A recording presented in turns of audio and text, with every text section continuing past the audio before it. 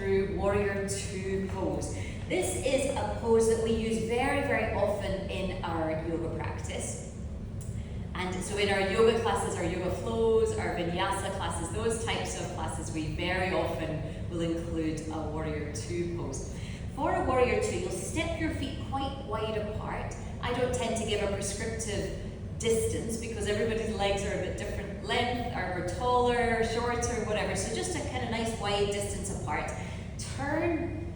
So I'm going to have my right foot as my front foot. So I'm going to turn my right foot all the way out towards the top of the mat. If that feels a bit too much for your knee, you can turn your foot maybe just not quite all the way out to the top of the mat.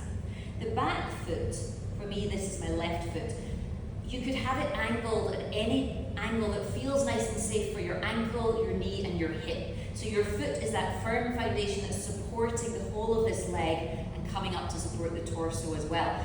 And again, for different people, the angle of that leg might change slightly. For some people, the foot might point straight towards the long edge of the mat. For another person, it might turn inwards. So just observing what would feel good for your ankle. From here, we're going to bend the right knee, so my front knee, which is my right leg. And then once I bend that knee, if I look down, I want to be able to see my big toe on the inside and just in front of my knee. If I can't see it, I always recommend to students just walk your foot maybe further away from you, maybe towards the left side, just to find a position, again, where we can find that knee stacked on top of the ankle, keeping the knee nice and safe. We're really lengthening through the thighs here, pressing down firmly into the outside edge of the back foot. If this position for the legs just feels a bit too much today, you could always step the feet a little bit closer and not bend that front knee quite so deeply. Maybe that would feel a bit better. Again, we don't want to bend this front knee very, very deeply and take the knee beyond the ankle. If that's the case, you would step your feet a little further apart so that the knee comes back in roughly on top of the ankle.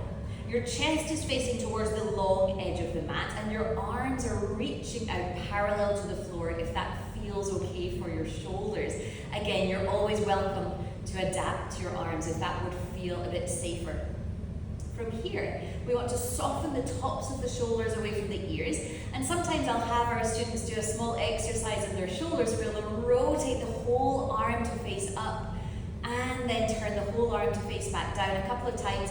And then the final time, they'll roll the whole arm to face up and then just turn their hands to face down. So it's only the lower arm that's spiraling there. And that's achieving that double spiral in the arms, which means that the shoulders are working nice and hard and the bones and the muscles are all working the way they're supposed to. From there, if it would feel okay with your neck, you might turn your gaze and look over your right middle finger. You don't need to do that. If it feels better for your neck, you can look forwards, you can look down, whatever feels good for you.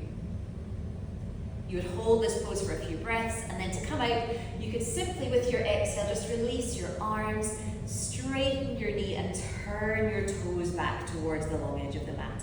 And then heel toe the feet back together.